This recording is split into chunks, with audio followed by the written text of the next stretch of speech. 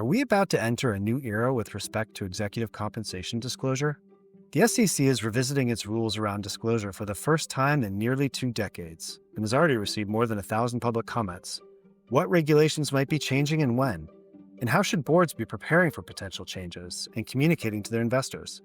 In this Season 2 finale of ProMire Unscripted, Mark Rosen and Aalap Shah call upon Deb Lifshey and Sharon Podstupka to read the tea leaves on what might be changing and what compensation committees can be doing right now to prepare. Let's listen in. Hey, Aalap. Hope you're doing well. We've been talking this season about a number of compensation issues related to business environment. But, the one thing we haven't talked much about was the regulatory environment. And, this current administration isn't new anymore. Perhaps we should get a briefing on what's going on. What a great idea, Mark. I think that would really be on point. But I think we should also talk about how companies are explaining all those decisions that we made and talked about to shareholders. Well, what do you know? We've got Deb Lifshey and Sharon Podstupka, who leads our technical advisory group, and this is what they do. Can you brief us? Welcome, Deb and Sharon. Thank you. Yeah, thanks for having us. This is a really exciting time in the disclosure landscape because for the first time in almost 2 decades, the SEC is taking a pause and revisiting all of the rules that we got back in 2006, which were quite extensive and have grown over time. And I think investors and companies and issuers, everybody's becoming more and more aware that disclosures are becoming longer, they're becoming more complex, and they don't necessarily provide a whole lot of incremental benefit to those investing and making decisions based on disclosures. So it's exciting because this is happening in real time. As many of you know, the SEC had a meeting, an open forum in the end of June, and they invited public comment. The public comment period is still open. They've had over 1,000 comments on all facets of Item 402, which govern executive compensation disclosure. At this point, we are certain that these rules will not take effect for this coming proxy season. The best anticipated time scenario is proposed rules are released towards the end of the year.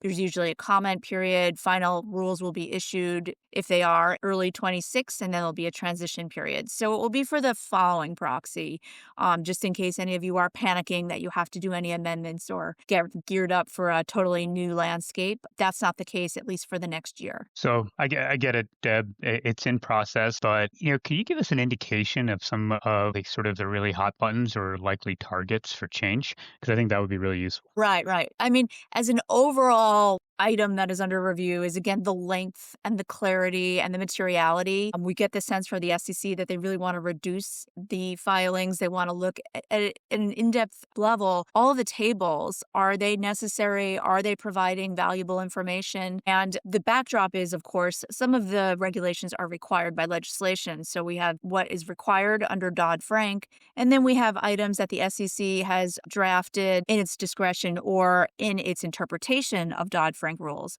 So they have some boundaries about what they can hit. But the one that seems to really come up as the biggest hot topic given recent events is disclosure of perquisites. And in that, what kind of disclosure is required with respect to security detail. There have been several suggestions that the SEC is seriously considering. Maybe we'll exclude security of executives as part of the perk disclosure. Maybe there will be a higher threshold. Currently, we have a threshold from 20 years ago, which was $10,000. So if you're going to provide perquisites, oftentimes companies just exceed that organically at this juncture. The SEC might be taking a closer look at maybe parsing out use of the corporate airline. That was a real hot topic 20 years ago, but it's not so much anymore. And I think the SEC also realizes that perhaps this should be something that is dealt with in taxation rather than disclosures. So perquisites are definitely an item they'll be taking a look at and how to sort of navigate what's happening in real life with respect to protection of executives and the necessity of reporting that. I think the second thing that's providing corporations a lot of angst when they're reporting are the pay for performance tables, which if you've been in it, even though every year, you're sort of doing the same thing, it takes a lot of effort. And so they're looking at different ways that perhaps they could stay within the confines of what is required under Dodd-Frank, but still provide the guidance that is needed. Some things that have been batted around are reduction of the number of NEOs years that are reported, maybe reduce the number of years of reporting, or maybe scale back on what is required for performance relationships. A couple other things I just want to throw out there that they're talking about, but investors aren't complaining about too much, nor are issuers. The CEO pay ratio, was like a big deal when it first came out, how to get to the median and reporting and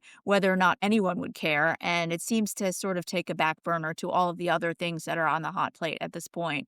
The other item that they might be looking at, they might be revisiting how clawbacks are required and the level of detail. A lot of it was easy when it first went into place. A lot of investors already had clawbacks and policies, but now that we're getting into actually implementing the clawbacks, the nuances and difficulties of that are surfacing. So again, the SEC might be taking a look at how they can amend that within the confines of what is required under Dodd-Frank. So those are the highlights. Sharon, from your perspective, anything that you think is important to be considering when you think about disclosure? There's always important things to consider when you're getting ready to craft your executive compensation disclosure. I think, the key point here, listening to Deb, is that nothing really is going to change heading into this year's proxy season. So your 2026 proxy statement with your CD&A that describes your 2025 executive compensation program, it won't change all that much. But that doesn't mean you shouldn't be thinking about it now. Well, wait a minute.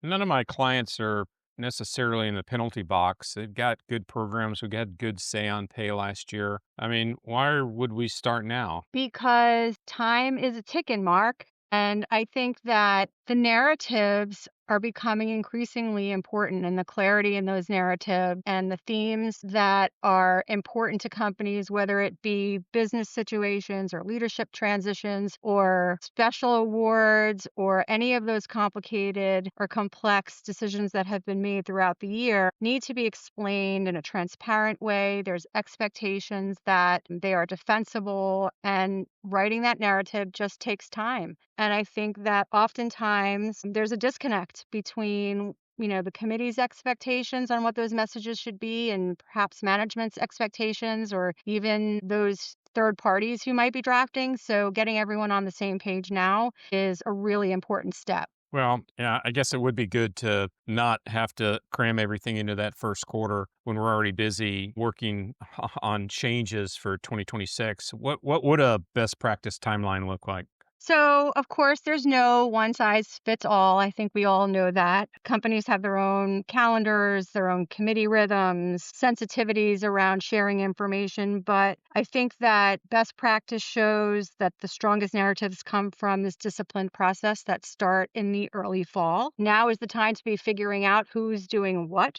Who is holding the pen? Is it HR? Is it legal? Is it IR? So who is looking at last year's CD&A to determine what really needs to change? This isn't an exercise anymore where you can just roll forward dates and numbers. That just doesn't work.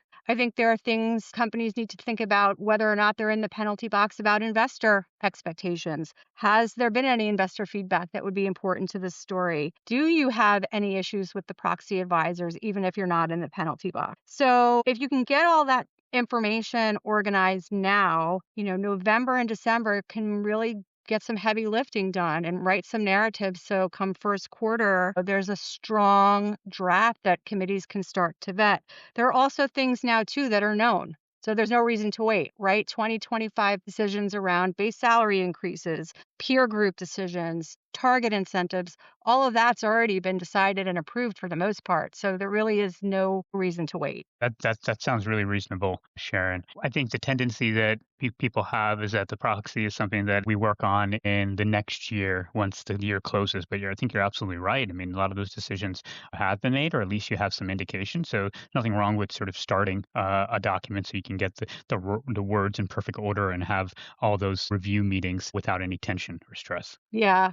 The one other thing I'll add is that, and these are for calendar year filers, right? We're talking about a best practice calendar year kind of rollout, is that when you have all of this work done at the end of the calendar year, it really does give you the first quarter to deal with fire drills. And we know that there are fire drills, and we know that there are decisions that are made that maybe have been changed, or the expectation was something's going to happen and we had to course correct on an award or something. So making sure that you can be flexible and nimble at the 11th hour is really important. And if I could jump in here, just to emphasize, with these changes that are happening, whether they're large scale changes or small tweaks, it's the narrative this year is even more critical because this will need to be a narrative that carries through to next year. In the event that the SEC says no more tables or no more tables that are required under Dodd-Frank, and you don't have all of these numbers that you have to fill in the blanks, you have to be thinking this year about what is the story you want your investors to understand, and will it be consistent next year? Because if investors are relying more heavily on narratives next year, your narrative is extremely important this year. Hey, so Sharon, one of the things that we did a few years ago that I think has gotten a little out of hand is to create an executive summary. And some of these executive summaries are pages long. They're not, you almost need an executive summary to the executive summary. But I know that you've cleaned those up some, and to emphasize some of the key points, you've actually even put in a letter or a message from the chair of the committee. How is that working? It works really well. It works really well for companies who are in unique situations for the most part, too. I think what gets lost oftentimes in these CD&A narratives is the board's voice. And investors want to hear from the comp committee. We know that regardless of say on pay results, there needs to be a point of view and a perspective from the compensation committee, from the board, demonstrating that the executive compensation program is sound, it's aligned with strategy, it's meant to attract, retain, motivate, all of the things we love to say. But those questions and answers and insights or letters, whatever approach you choose to use, have become very meaningful, and investors really appreciate it. Yeah, I mean, I in talking with some investors, I mean, I think what it really does, not to sound corny, it does create a more of a personal relationship between the management team and the shareholder base when you're doing that, because ultimately what the investors are trying to do is trying to understand your business, understand your challenges, and then assess your compensation program, through that lens. So I welcome the reading those letters, and I think more and more companies should do it. The cautionary note here is that it can't necessarily be an add-on, right? That's been a historic challenge with, I think, the drafting process is there's a tendency to just add and add and add, and you get these layers of historic references, and you really have to challenge yourself in the drafting process to say, we said this 5 years ago, we've said it for the last 5 years. This is an example.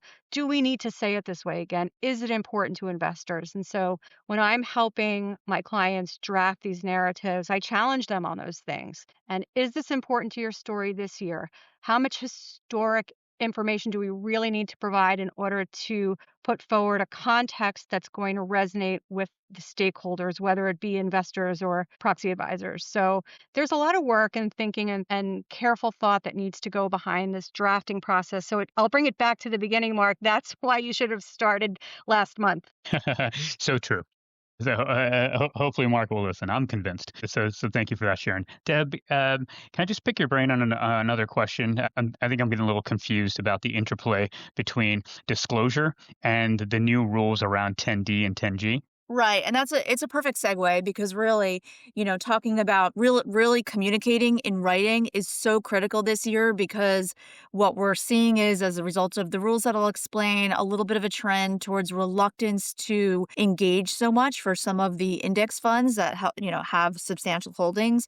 So in short, there's two schedules that are required by the SEC. One is a 13D. So under 13D, if an investor or a group of investors buys more than 5% of a company's stock, they have to tell the world about it. And it's not just a formality. It's very detailed. You've got to list who you are, how much you own, where the money came from, essentially. Then there's a simpler option. It's Schedule 13G, and that's meant really for institutional investors like Mutual funds and index funds, those are investors who cross that same 5% line, but they're not trying to steer the company. It's a shorter, simpler form, and it assumes you're a passive investor and not an activist. Well, in 2025, along with the rest of the shifts that we're seeing, the SEC issued new guidance that tightens the definition of passive. So that means that big index funds, such as the top three, Vanguard, BlackRock, and State Street, might no longer qualify for the Easy 13G if their engagement with companies is seen as, quote, influencing the outcome. So, for example, if a fund says in a meeting with management, we'll support your board only if you change your compensation plan or adopt certain ESG targets, that could now be considered an activist behavior, which would then trigger a larger 13D filing, which most investors want to avoid. And so what we're seeing and what we're told is the impact is that to avoid triggering 13D obligations, investors are coming to meetings with management and they're being rather passive because they don't want to appear to be actively influencing.